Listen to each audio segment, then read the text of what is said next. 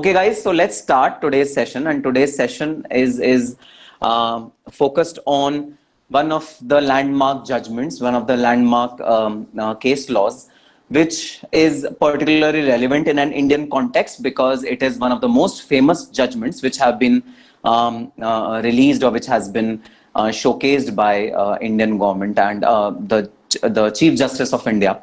At that point in time, the Chief Justice of India was Mr. Kapadia. Mr. Kapadia is one of the leading tax judges of the country, and his judgments of direct taxation, which are related to direct taxation, are worth reading. Be it issues on capital versus revenue, be it issue on TDS, be it issue on advance tax, be it issue on any other section of Income Tax Act, Mr. Kapadia's judgments have been a landmark and they are repeatedly read by the tax consultants of the entire country.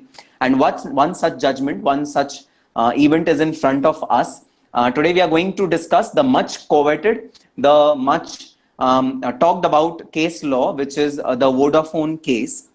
And guys, let me tell you, not only in India is it talked about. Of course, the tax professionals of India, some of them have read these cases so many times, this case so many times that it's on their tips. So some of the tax professional can tell you that para number so-and-so, paragraph clause number so-and-so of the judgment reads as under. This is the kind of repetition which Indian consultants have done of this particular case law. And this case law is not 2-3 pager case law. I mean, Delhi High Court case law ran into several hundreds of pages. And similarly, Supreme Court case law was also a very hefty, very detailed case law on the subject. And wherever you talk about direct taxation, and that too in Indian context, so I was dealing with a lot of MNCs in the entire world. So I used to talk to many big direct tax consultants in USA, in Canada, in Australia, in Singapore.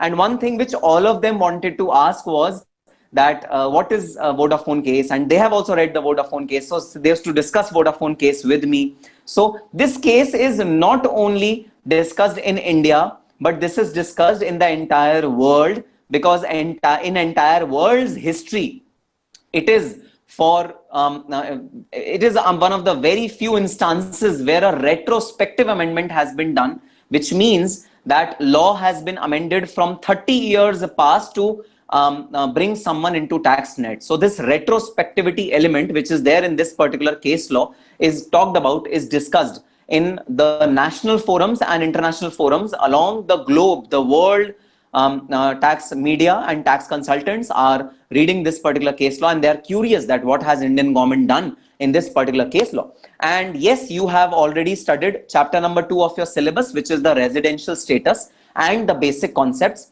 And this entire judgment is based upon your first 2 chapters of your syllabus, which is the basic concepts of income tax and the residential status. Particularly, I have asked you to read 3 sections of the Income Tax Act, section 5, section 7, section 9. Although this case law involves a lot more sections were discussed, but I will primarily base my discussion on these 3 sections and how were these 3 sections exploited by the Supreme Court bench and now the International Court of Justice. So this case law was after passing through Supreme Court case law and after passing through the retrospective amendment. This went to the International Court of Arbitration, which is located in Hague. And I'll tell you a brief history about Hague also. But first, let me start with the basics. So let's start the landmark ruling, the ruling which has been talked about for past 2007 was the year in which all these things started, and we are sitting in 2020. So 13 years, this decision has been in news for 13 years, and this decision has been important for all the tax professionals across the globe because this touches the basics of income tax. Basic charging sections of income tax are being dealt with in this particular case law. So the presentation in front of you demonstrate the fight, the sort of agony between the Union of India. Union of India means central government. The Income Tax Act represents the Union of India versus the Vodafone, the company Vodafone. And this company Vodafone is also known as the assessee. Assessee is the word which is being used for the company who's being assessed. So assessee is the Vodafone, and the person who is fighting against the assessee is the Union of India. which is represented by the income tax department. And yes, while I'm going through the PPT, while I'm scrolling through the PPT, if you have any questions, please put them up and I'll be answering them one by one, because if my speed is too fast, then you might not be able to understand certain things. Then please halt me at that point in time and ask me questions if you have any questions. Okay, so are you guys excited? How's the Josh in the room? Are we set to start the PPT on the world's famous 21,000 crore tax liability case law, Vodafone? How's the Josh? Good. Ankush says hi. Amazing. Anjali, hi. Okay, Talib, Sapna, Komal, hi. Shubhi, hi. Priyanshi, hi. Fantastic. Shubhangi, Charu, Mahipal, very good. Neha, Nidhi, perfect. Rahul, Vijendra Kumar, perfect, perfect. Perfect, guys. Let's start this case law, which is the Vodafone case law. And yes, you are aware about this gate, which I've been discussing with you for past few days now. So guys, this is the entry gate. This is the entry point of Income Tax Act. These sections are the entry point of Income Tax Act. If someone wants to enter the Income Tax Act, it has to enter through these sections. These sections are the sections which tell you what is income. If your income is not categorized under any of these four sections, then you are out of the Income Tax Act. If you want to get income, any income of any person under purview of the Income Tax Act, then the entry point, then the gate of entering into the Income Tax Act is this particular section, section 5, section 7 and section 9. As pointed out by many of you rightly while we were discussing in our WhatsApp group, guys, if Income Tax Act wants to charge itself, if Income Tax Act wants to levy tax on any person, then it has to classify the income in any one of these four blocks which we can see. So income should either be received in India, which means it should be monetarily received in India. Income can also be deemed to received in India, which means that it is not received in India, but I am assuming Income Tax Act is presuming that it is received in India. This is deemed to be received in India. Third is accrue or arise in India, and this concept is an accounting concept which we have studied since our 11th standard, that whenever some income falls due, it is chargeable to tax. So need not recover the money. Money can be recovered after say 1 year, 2 years, 6 months, 3 months, 2 months. But if the income is due, if the income is accrued, then we have to pay taxes on that particular income. Accrue or arise in India. And last but not at all the least, in fact, the most naughtiest one, the most scrupulous section, the most harsh section, section 9, deemed to accrue or arise in India. Even if your income is not accruing or arising in India, it will be deemed to accrue or arise in India if it falls under section 9. So this is the entry point of Income Tax Act. This is how incomes can be taxed under the Income Tax Act 1961. Now, tell me, out of your study of your chapter number 2, guys, would Income Tax Act be worried about these four income, whether they are falling under these four category or not, for a resident? Yes or no? I want an answer in the chat box. I repeat my question. My question is, would Income Tax Act be worried whether income of a resident be falling under these four categories? Yes or no? Which, so we means Income Tax Department. So yes, we want the assessee to be Hutchinson International. But the question is, how is the income received in India? Answer yes or no. We have to. So Hutchinson International is a non-resident. For a non-resident, you have to fit it in one of the blocks. If it is not fitting in one of the blocks, then he is tax-free. So is the income received in India? Answer yes or no in the chat box. Answer yes or no in the chat box. Is the income received in India? Answer is no, sir. It's not received in India. Question number 2. Is the income deemed to receive in India? Is the income deemed to received in India? Because deemed to receive in India has specific clauses. None of the clauses is getting fulfilled in this particular transaction. So the income is not deemed to be received in India. Question number 3. Is the income accrued or arise in India? Does the income accrue or arise in India? No, before telling a no, I want a reason for it. Why are you saying no? Why the income has not accrued in India? I want a reason. So who wants to answer this question? You have to unmute yourself and tell me, why is the income not accrued or arise in India? I understand received and deemed to be received is not there for sure, but why accrue and arise is not there? Anyone who wants to answer? You can just type in the chat box me.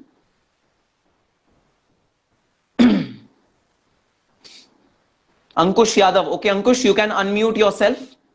Just unmute yourself and tell me, why is the income not accrued or arise in India? No, Kalyani. We are not talking about connection as of. We are not talking about connections as of now. Connection is deemed to accrue or arise in India. Connection is not accrued or arise in India. Deemed is connection is in deemed to accrue or arise in India. Ankush Yadav. Where is Ankush?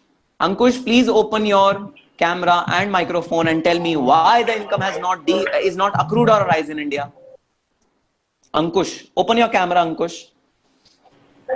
Yes, sir, it is deemed and arise in India. No, I'm not talking about deem. I'm talking about why is it not accrue or arise in India. I'm talking about accrue or arise. I'm not going to deeming section 9. Why is it not accrue or arise in India? What is the condition required for accrue or arise in India?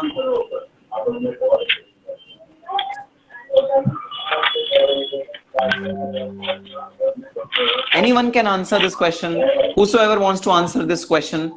Priyanshi, open your mic and your camera. Priyanshi, open your mic and your camera.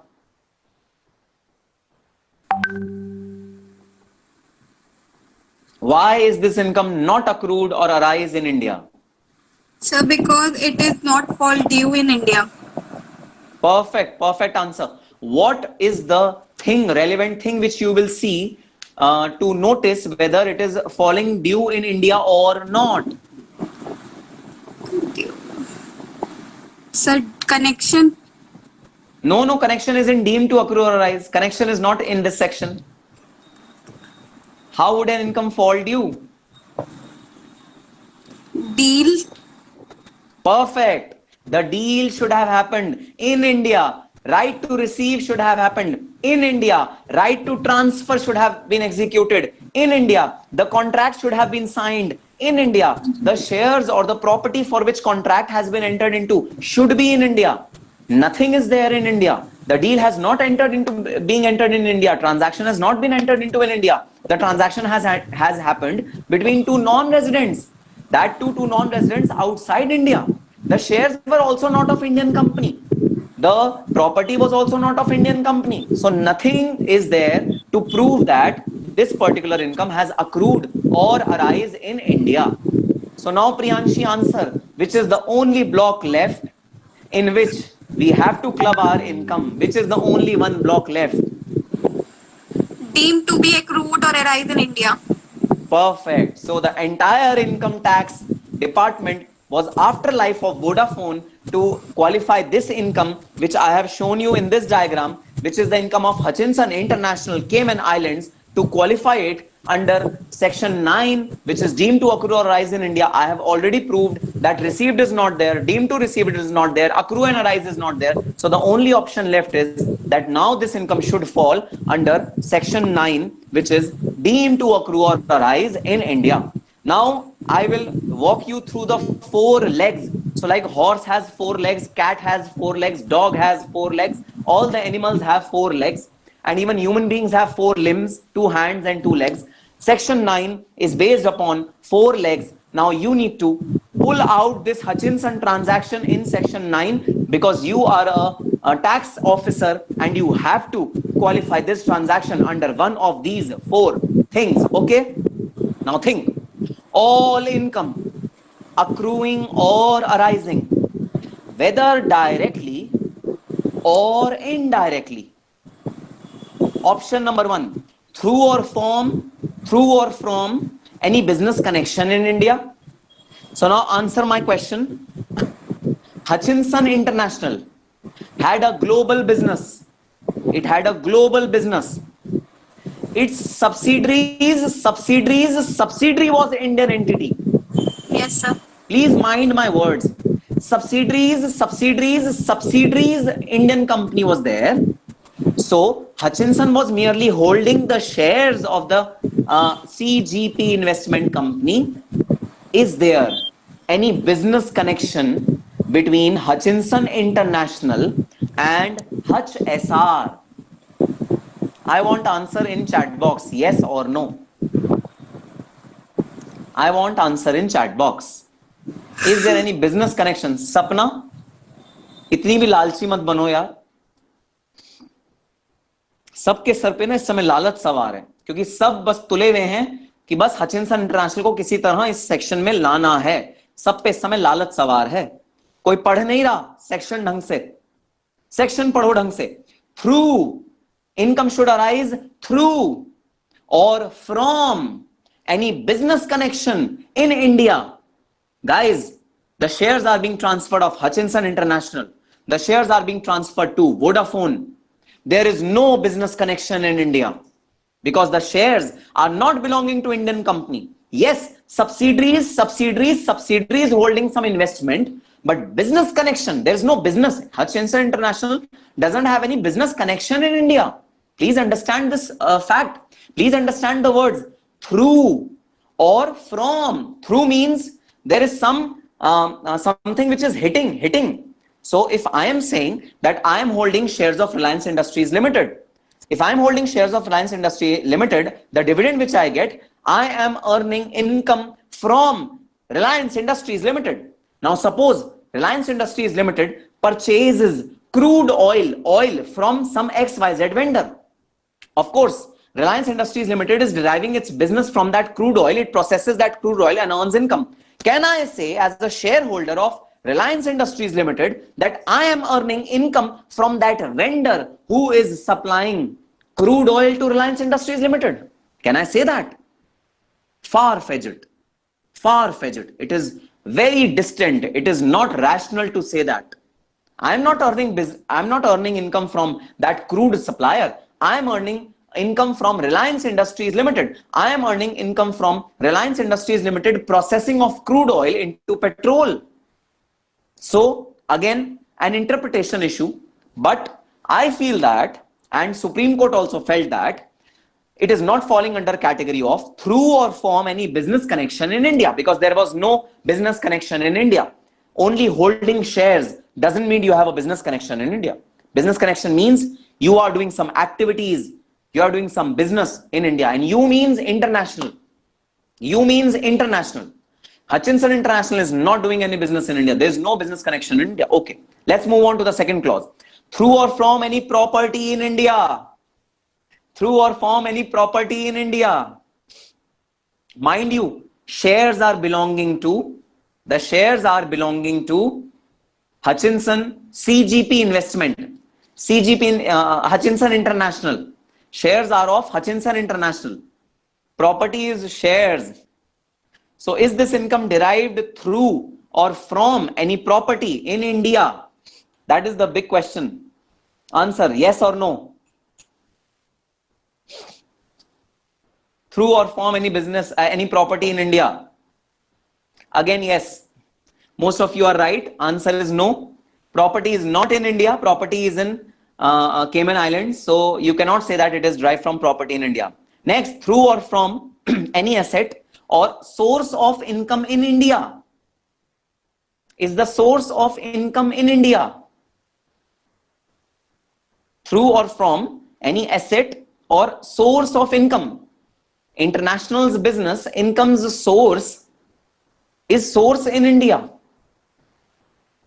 Again, a question mark, interpretation issue. Okay. Next, through the transfer of capital's assets situated in India.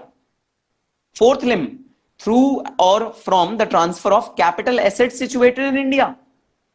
Yes or no? This one is for sure no, because capital asset is not situated in India. This one is for sure no.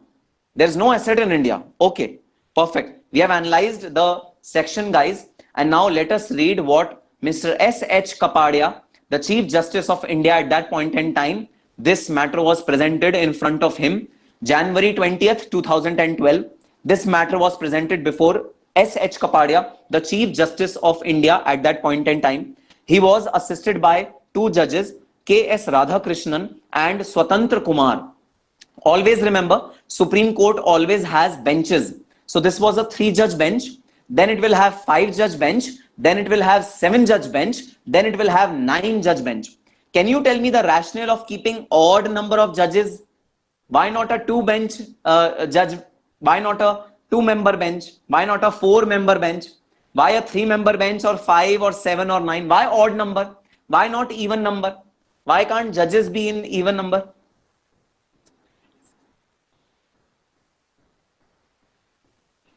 Perfect.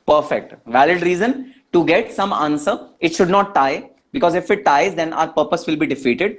The option should be clear. If one of the judges refuses, then if two are agreeing to the matter, then matter can be taken forward. So 3-judge bench, 5-judge bench, 7-judge bench, and 9-judge bench. These are the benches which are constituted in Supreme Court of India. 3-bench judge was constituted. Let us read. Section 45 is the section of capital gains, which we'll be reading in our syllabus, guys. It says that capital gains, offshore transaction. Offshore means which is outside India. Territorial tax jurisdiction of Indian tax authorities. Now, what is the territory amongst which the Indian tax authorities can levy tax? What is the periphery in which income tax authorities can levy tax? Transaction between Vodafone International and Hutch International, both companies incorporated outside India, with regard to sale and purchase of entire share capital of CGP, also a company incorporated outside India. Revenue seeking, revenue means income tax department. Revenue means income tax department.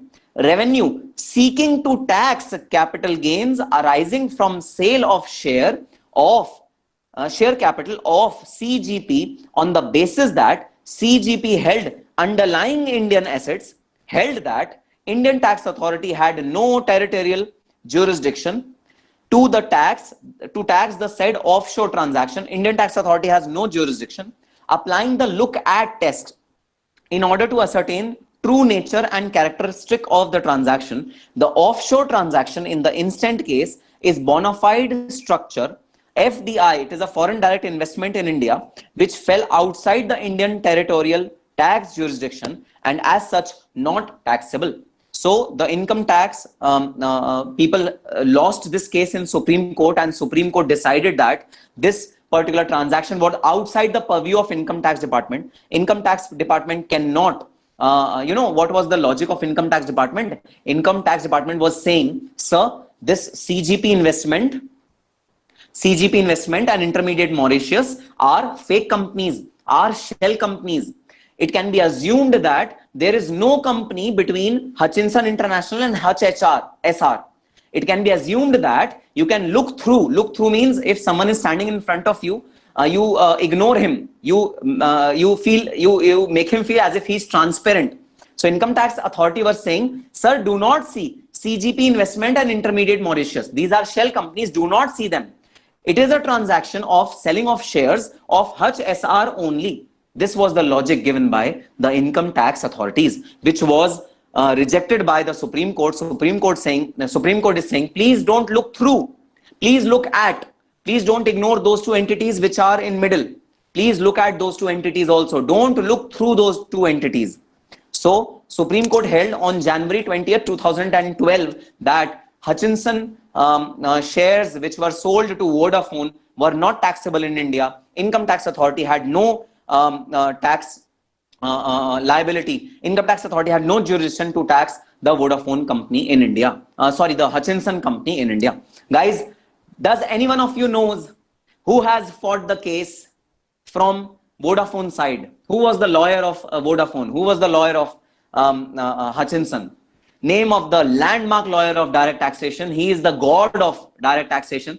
I mean, his arguments were actually worthy of listening in the Supreme Court. Who had fought this case from the Vodafone side? Who was the lawyer, the biggest lawyer, one of the biggest direct tax lawyers of the country? Name of that lawyer. Anyone knows about name of the lawyer who fought the Vodafone case? Of course, guys, from the central government side, there's always the revenue lawyer who fights the case, and from the from the assessee side, from the Vodafone side, he hires a lawyer. So who was the lawyer? Very nice, very nice. What is his name? Absolutely, Anurag. Very good. The man behind this entire theory of look at versus look through was Harish Salve, and beautifully argued case. He won 21,000 crore liability from the Supreme Court. Vodafone was actually dancing with joy and with pleasure. तो वो add आता है ना, मन में लड्डू फूटा, that many laddus were bursting in मन of Vodafone. And this was the day, January 20th, 2012, when celebrations were going on in Vodafone because they had won in the Supreme Court, the apex court of India, one of the biggest case laws of the country. But unfortunately, the happiness did not last for many days. Happiness was ruined within 1 month. See the promptness in which Income Tax Act reacted, Income Tax Department reacted, the promptness. Within 1 month, Finance Act 2012, which would have been released in February end, Finance Act is released. So January 20th, judgment came, Vodafone was dancing, balle balle, shawa shawa. Within 1 month, Income Tax Act was amended. Explanation 5 was inserted in the Income Tax Act. Let's read the explanation 5 to section 9(1). Let us read very slowly. For removal of doubts, which means the clarification is just for removal of doubts. Income Tax Act always meant like this. For removal of doubts, it is hereby clarified that an asset or capital asset, being any share or interest in a company or entity registered or incorporated outside India. So any share or any interest in company which is registered outside India shall be deemed to be, or shall always to be deemed have been situated in India.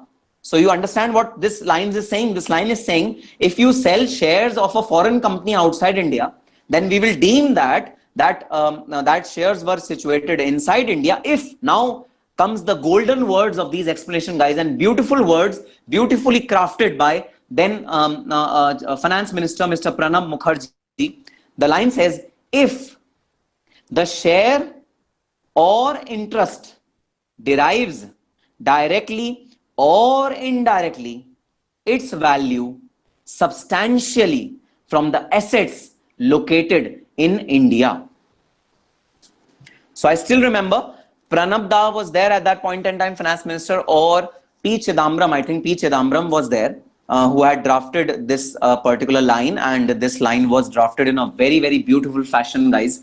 The aim was Vodafone case law. The aim was to reverse the Supreme Court case law.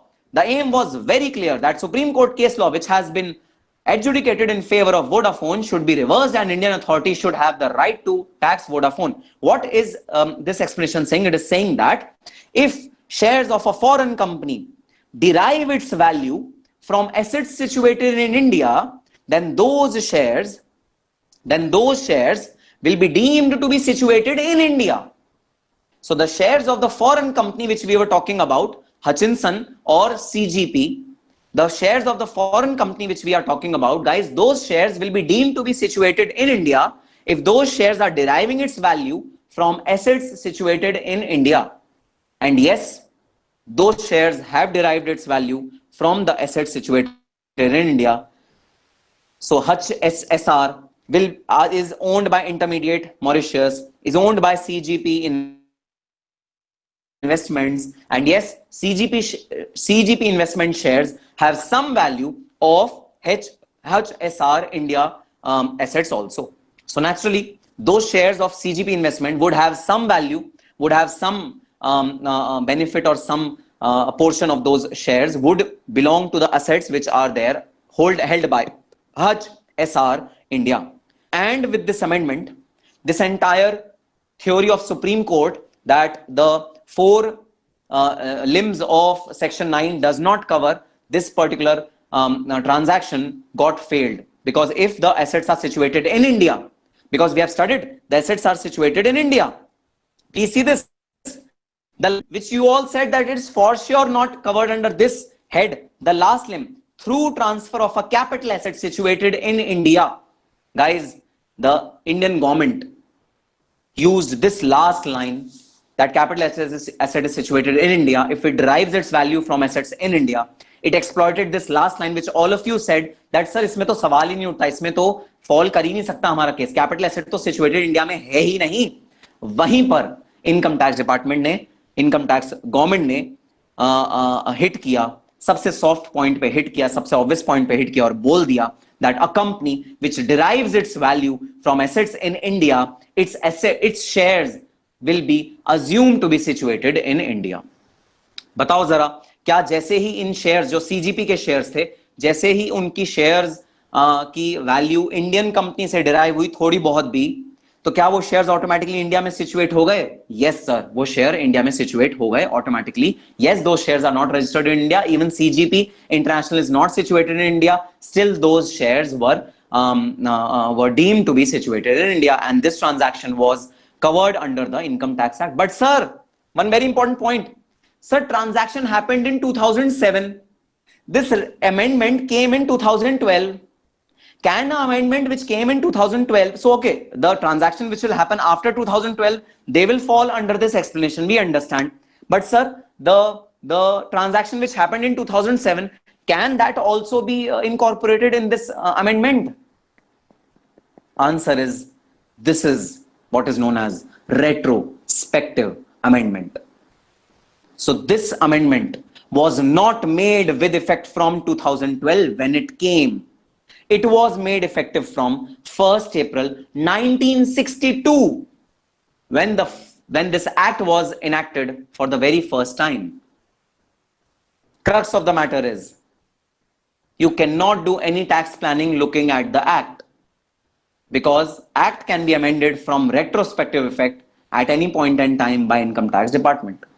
So this entire case law rendered the tax planning, the aggressive tax planning which is done by many people, rendered it all fail, because you do tax avoidance, you do some smart techniques of avoiding tax. Income Tax Act will be amended retrospectively to give effect to give nullity effect to your smart moves or your smart planning.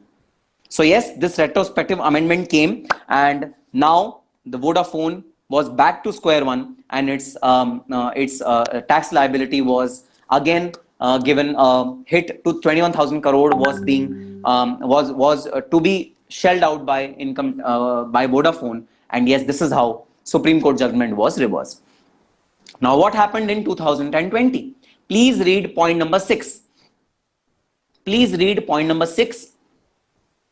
In 2020, the Permanent Court of Arbitration, so there's a court of law which is not situated in India, because in India, Vodafone lost its all hope because Supreme Court judgment was not enough. Retrospective amendment came in the act. So the Permanent Court of Arbitration, it ruled in favor of Vodafone. Again, rule of Permanent Court of Arbitration said this is not fair, guys. You cannot retrospectively amend some act and render any of the tax planning or whatever is done by the assessee falls. This is not justice, because taxation was in violation of BIT. So BIT was a investment treaty which was entered between Netherlands and India, which said that we will not unduly or unjustifiably tax any of the residents. So India undertook that Netherlands resident will not be taxed unjustifiably. Netherlands undertook that Indian resident will not be taxed unjustifiably. This was the BIT, and United Nations Commissions on International Trade Law, which is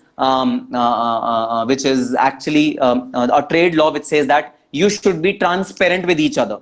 You should not be taxing someone unjustifiably. So yes, in 2020 this thing has happened, and few weeks back this judgment has happened, which has again reversed liability of Vodafone. But please don't think that matter has ended now.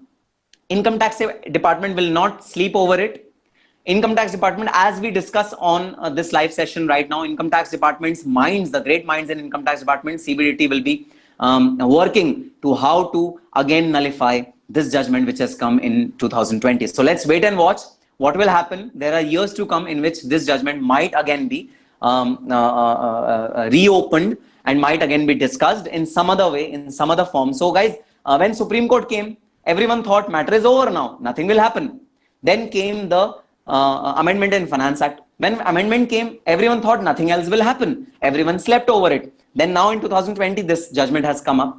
So whenever we sleep over Vodafone case, so, as soon as we sleep over Vodafone case, we realize that something new has happened in the Vodafone case, because the liabilities are huge.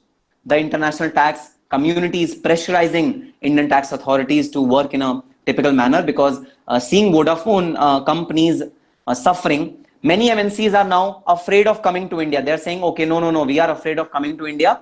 They would retrospectively amend the sections and would make our transactions fall under tax net. We are afraid of coming into India.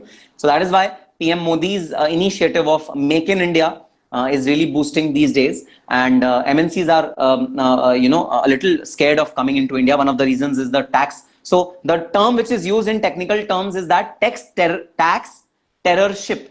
So the income tax department is called as tax terrorist. This is known as the tax terrorist activity, and tax terrorism is a word which has emanated from the Vodafone case. So all the world consultants would call India as tax terrorist, and tax terrorism is the term used for Indian companies and Indian tax jurisdiction. But so be it. You call it harsh, you call it unjustified, you call it whatever you want to call it, but this is how Indian income tax is layovered, and this is how Indian income tax functions. So yes, that's all for this particular session, guys. I just had to briefly discuss with you this Vodafone case. I don't know to what extent could you understand it, because undoubtedly for a CMA Inter student, it is difficult to understand such a complex case law. I don't know how far could you understand it, but I am open to questions now. If you have any questions from any of the slides, you can just tell me, and I'm happy to take any questions if you have surrounding Vodafone case. And please, first of all, tell me, could you understand, 70-80% of the Vodafone case? Could you understand the controversy? Could you understand the concept? Could you understand what was Supreme Court's decision? Then why was Finance Act amended? Could you understand all these things? Chat box, I want yes or no. Could you understand? Okay, that's great. Wow, good.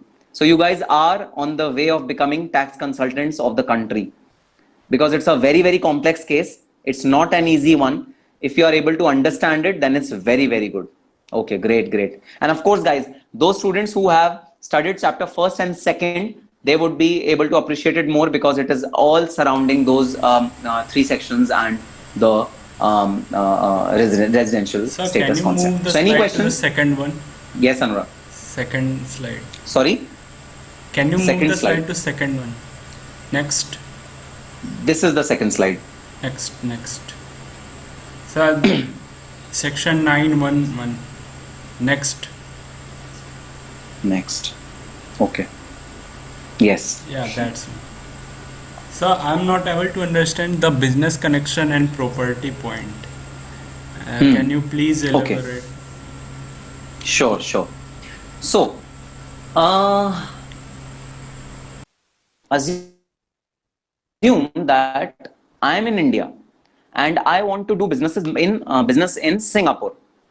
I want to avoid Singapore taxes, okay, because I know that if I visit myself to Singapore, or if I go and open a subsidiary, because I have to do business has to be done through a subsidiary. Company is the best form of doing business. If I open a company over there, if I open a subsidiary over there, then that company will be a resident and the income will be taxable. I, as a person, Nikhil Gupta, if I visit Singapore for more than stipulated time period, 182 days, so India 182 days, Singapore it can be something else. Obviously, it's a year-long project, so I have to stay in Singapore for an entire year. If I, Nikhil Gupta, visit Singapore and I stay over there, then I'll be a resident over there. And then the entire income will be taxable. I want to avoid taxes. So what will I do? I'll contact Mr. Zi Huang. So this is how names are there in Singapore also. Yes, so like Chinese name, Singaporean names are also like this. Zi Huang. So he's a Singaporean and he speaks English well, and he says, yes, Mr. Nikhil, how can I help you? Tell me.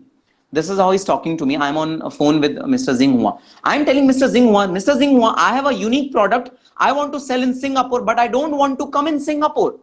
I want to sell it through India. I am in India. I will not come to India. I will not open a company in India. But you, as an agent, as my agent, you please sell these products in India. You sell these products in India. The money will be transferred to me by Singaporean residents. You get your commission. So the only income which is taxable in India, in Singapore, is your commission.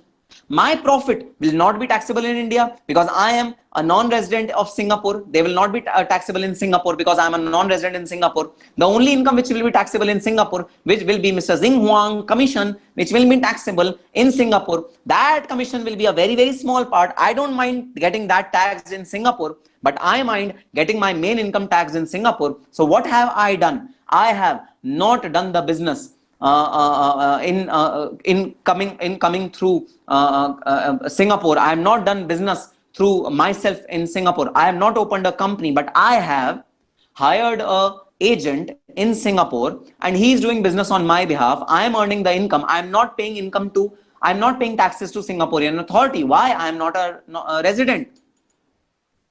Now the question is whether it is justifiable or not. Answer is no, it is not justifiable.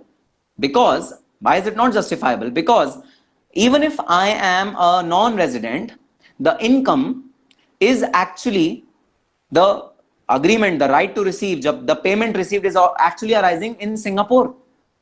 So this section says, even if you are not a resident, even if you don't have a company in India, if you have some business connection in India, which is my business connection, Mr. Zing Huang is my business connection in India. My agent is a business connection. Oh, sorry, not in India, but in Singapore.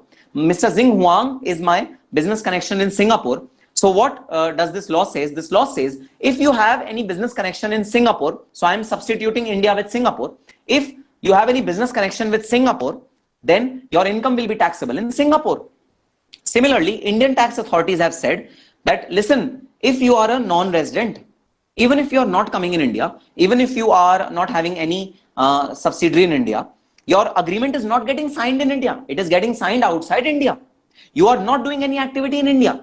You just have an agent who is calling up customer and he's saying, boss, बहुत बढ़िया material है, US से आएगा, तुम माल खरीद लो.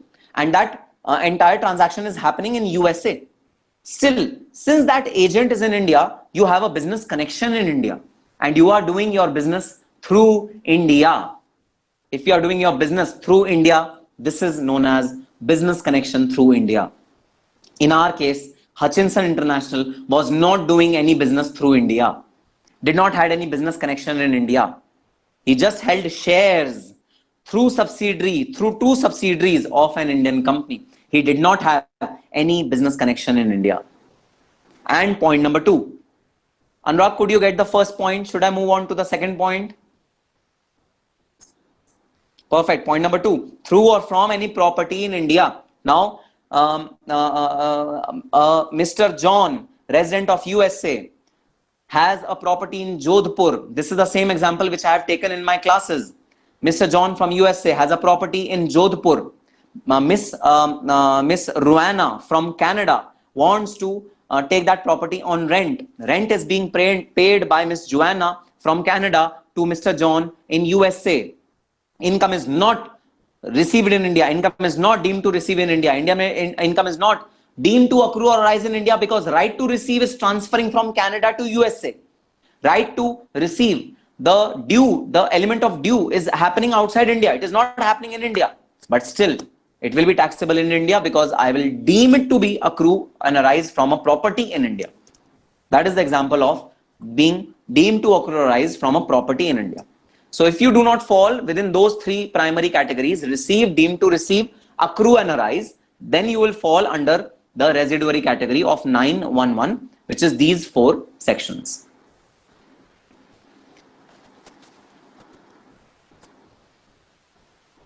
Pakka clear, or you are just saying it for saying sake?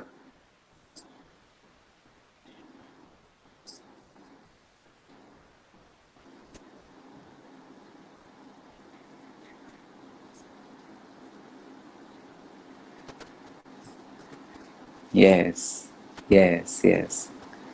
So Vodafone tried very hard to escape all these 4 clauses. It tried very hard.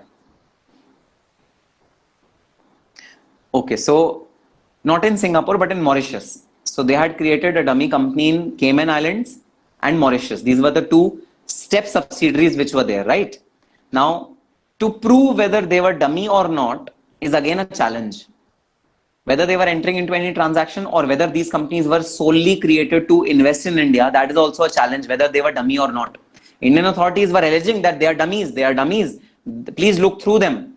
But to substantiate, to have evidence, you have to see their transactions, you have to see what functions are they doing in Mauritius, which is not possible for income tax authority to approach them. So that is a difficult proposition to say. Yes, income tax authority was saying this, but even if income tax authorities were saying this, Supreme Court says, please don't look through, please look at that person, don't look through. So this is how the case law was worded. Okay, any other question? Talib, any question from your side? Ankush, Priyanshi, Smriti, any question? ऐसा लग रहा है जोर का झटका धीरे से लगा.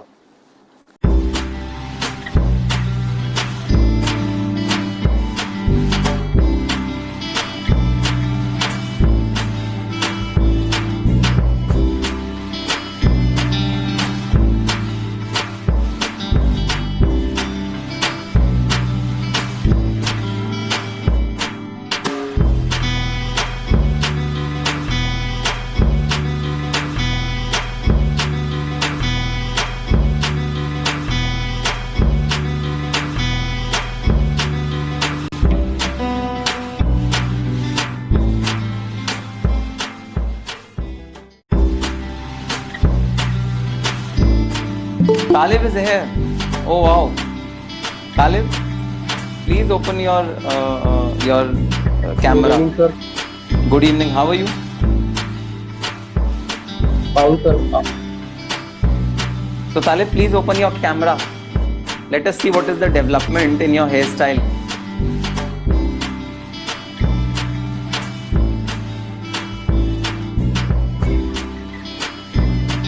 Talib, not the voice, but the yes. So show your hairstyle.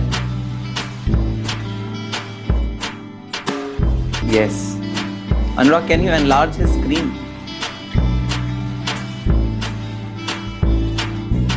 Talib, move your camera upwards.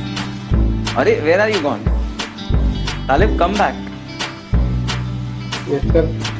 Move your camera upwards.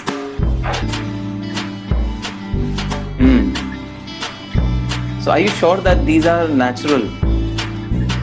Yes, sir. And since ever they have remained like this? Great, awesome. Talib, what is the situation of residential status? Is it done now? Practice questions are also done? Yes, sir. You have been able to understand the practice questions well? Yes, sir. So ready for next week's test on residential status? Sure, sir. So I need an answer from all of you in the chat box. Guys, are you ready for the test next week of residential status? An answer in the chat box from all of you. Yes, absolutely. Yes. Yes. Good. Yes. Yes, Mahipal. Charu, yes. Very good. Neha, yes. Next week, perfect. Prakriti, not yet. Okay, Prakriti is faltering a little bit. Devrata is yes. Very good. Komal, yes. Very nice. Perfect. So let's see what is your performance in the next upcoming test.